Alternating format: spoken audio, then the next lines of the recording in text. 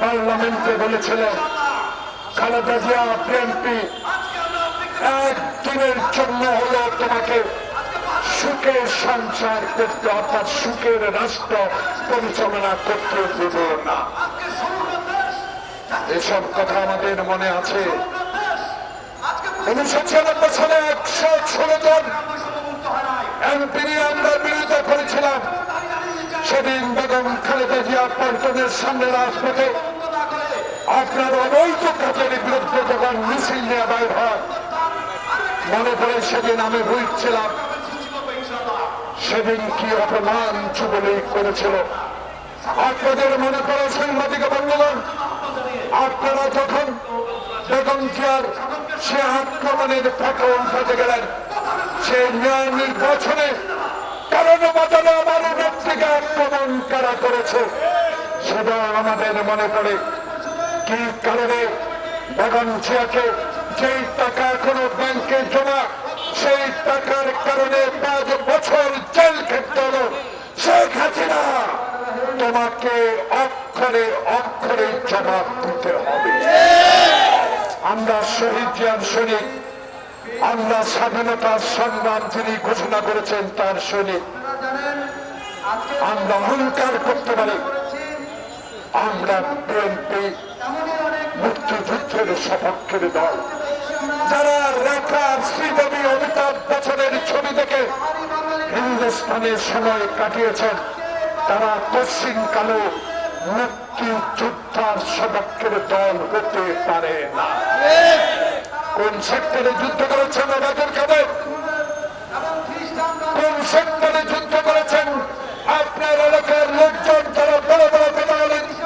তিনি বিদ্যুৎ খাতকে ধ্বংস করে চলে গেছে, সেই কোন সেক্টরে যুদ্ধ করেছে আমি জানতে চাই। কিন্তু বাংলাদেশে বিএনপির অস্তিত্বকে বিলুপ্ত করার জন্য মঈনী আহমদ, ফখরুদ্দিন আহমদ আর জেনারেল মাসুদ উদ্দিন চৌধুরী, যারা আমার নেতা তারেক রহমানকে, সুস্থ মানুষকে রিমান্ডে নিয়ে তার পুনর ভেঙে দিয়েছে, তারা এখনো কেন আইনের আওতায় আনা হল না, এটাই এখন প্রশ্ন জাগে মানুষের কাছে।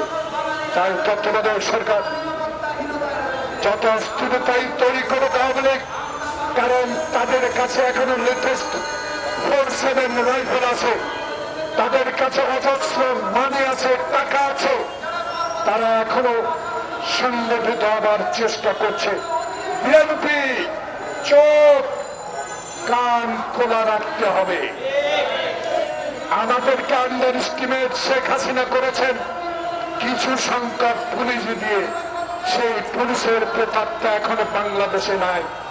এখন যারা আছেন, যারা ক্ষমতায় যাচ্ছেন, যারা জেলা প্রশাসনে যাচ্ছেন, যারা জেলার পুলিশ সুপারের দায়িত্ব নিচ্ছেন, যারা বিভাগের দায়িত্ব নিচ্ছেন, তাদের কাছে আমাদের অনুরোধ থাকবে, 16 বছরে একদিনের জন্য মায়ের কাছে ঘুমাতে পারি নাই, 16 বছরে একদিনের জন্য নিজের সন্তানের সাথে ঘুমাতে পারি নাই। তাদের প্রতি অন্যায় করলে আইনের আওতায়, অন্যায় না করলে তাদেরকে যেন হয়রানি না করা হয়, এই রোগটুকু আপনাদের কাছে রাখতে চাই। শেষ একটি কথা বলে বিদায় নিতে চাই। বাংলাদেশের মানুষ,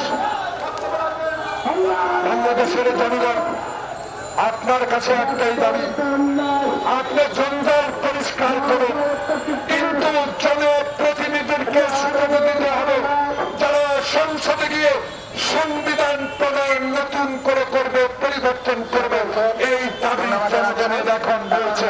তাই অনতিবিলম্বে বাংলাদেশের সমসাময়িক রাজনীতি বিশ্লেষণ করে সকল রাজনৈতিক দল যারা আন্দোলনে ছিল, যারা সংগ্রামে ছিল, তাদের সাথে আলোচনা করে আমার নেতা মির্জা ফখরুল ইসলাম আলমগীর যে বলেছে একটি রোড ম্যাপের প্রয়োজন, যে রোড ম্যাপ দ্বারা বাংলাদেশের জনগণের প্রতি নির্বাচিত সরকার দেশ পরিচালনা করবে।